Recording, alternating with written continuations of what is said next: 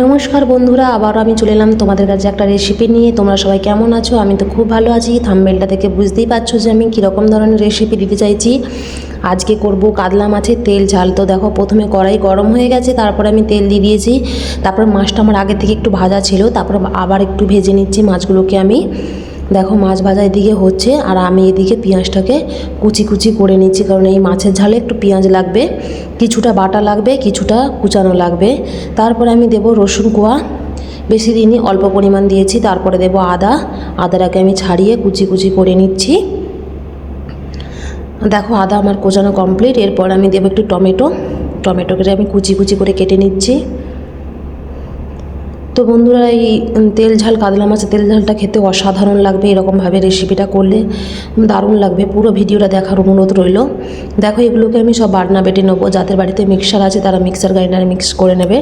আমি বাটনাতেই করি সমস্ত কিছু প্রায়। দেখো, এটাকে এখন বাটনা করে নিচ্ছি। তো বন্ধুরা, ভিডিওটা ভালো লাগলে অবশ্যই লাইক কমেন্ট শেয়ার করবেন, এবং যে যেখান থেকে দেখছেন ওখানকার লোকেশান দিয়ে আমাকে কমেন্ট করে জানাবে, এবং অতি ভালো লাগলেই আমাকে সাবস্ক্রাইব করে দেবেন। তাহলে আমার নিত্য নতুন ভিডিও দিতে আপনাদেরকে খুব ভালো লাগবে। দেখো, পেঁয়াজটা আমি কিছুটা কুচিয়ে রেখেছি, আবার কিছুটা বেটে নিচ্ছি, কারণ কোচানো পেঁয়াজও লাগবে, বাটা পেঁয়াজও লাগবে। দেখো, এদিকে আমার মাছ ভাজা কমপ্লিট। এবার একটা একটা করে আমি মাছগুলোকে তুলে নেব।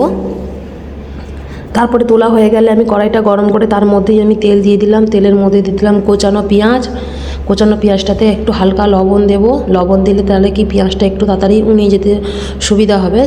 দিয়েই আমি এটাকে একটু নাড়াচাড়া করব। দেখো, পেঁয়াজটাকে এখন আমি তেলে ভেজে নিচ্ছি। অল্প পরিমাণ করেছি, যাদের বাড়িতে যতগুলো মাছ আছে সেরকম পরিমাণ দিয়ে করবে, কারণ আমি এইটা অল্প পরিমাণ দিয়েই দেখাচ্ছি। দেখো, আমি লবণ দিয়ে দিলাম। লবণটা দিয়ে পেঁয়াজটাকে একটু নাড়াচাড়া করলাম। তারপরে দেখো, বাটা পেঁয়াজ দিয়ে দিলাম। বাটা পেঁয়াজ দিয়ে আমি নাড়াচাড়া করছি এখন। এরপরে আমি এক এক করে দিয়ে দিলাম আদা রসুন বাটাটাকে একটু ভালো করে করতে হবে, তেলে কষাতে হবে, নাহলে কি একটু আদা রসুনের গন্ধ বেরোবে। তারপরে আমি দিয়ে দেবো টমেটোটাকে আমি দিয়ে দিলাম। টমেটোটাকে দিয়ে একটু নাড়াচাড়া করতে হবে। তারপরে দেখো, এটাকে তেল ছাড়া না অবধি জল দেওয়া যাবে না। দেখো, আমি কাঁচা লঙ্কা দুটো দিয়ে দিলাম। কেউ কাঁচা লঙ্কা খেলে দেবে, না হলে না দেবে। কাঁচা লঙ্কা দিলে একটু টেস্টটা বাড়ে। এটা তেল ছাড়লেই তারপরে আমি একটু হালকা পরিমাণে যে মশলার জল ছিল সেটা দেবো। মশলার জলে কিন্তু আমি আলাদা করে লঙ্কা গুঁড়ো আর হলুদগুলো রেখেছিলাম, জলের মধ্যে দিয়ে রেখেছিলাম, ওটাই আমি দিলাম। কারণ কি, লঙ্কা আর হলুদ এটা আমাদের বাড়িতে তৈরি, তো তার জন্য আগে থেকে দিলে একটু তেতো মতো লাগবে, তার জন্য আমি জলের মধ্যে মিশিয়ে দিয়ে দিয়েছিলাম। দেখো, তরকারিটা এখন ফুটছে, এর মধ্যে এক এক করে আমি এখন মাছটা দিয়ে দেবো। এই রেসিপিটা করতে বেশি সময় লাগে না, অল্প সময়ের মধ্যে হয়ে যায়। দেখো, এই মাছটাকে দিয়ে আমি একটু নাড়াচাড়া করে নিলাম। একটু 2-4 মিনিট রেখেই আমার রেডি হয়ে যাবে মাছের তেল ঝাল।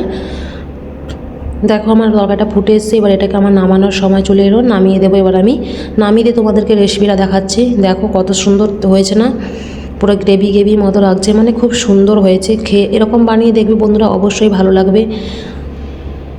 তো এটাকে এখন আমি খেয়ে দেখাবো, দেখ কেমন হয়েছে। সত্যি কথা বন্ধুরা, এটা খুব ভালো হয়েছে। যদি বন্ধুরা আমার পাশে থাকো, আমি তাহলে এরকম নিত্য নতুন ভিডিও আপনাদের পাশে তুলে ধরবো। আর ভিডিও করা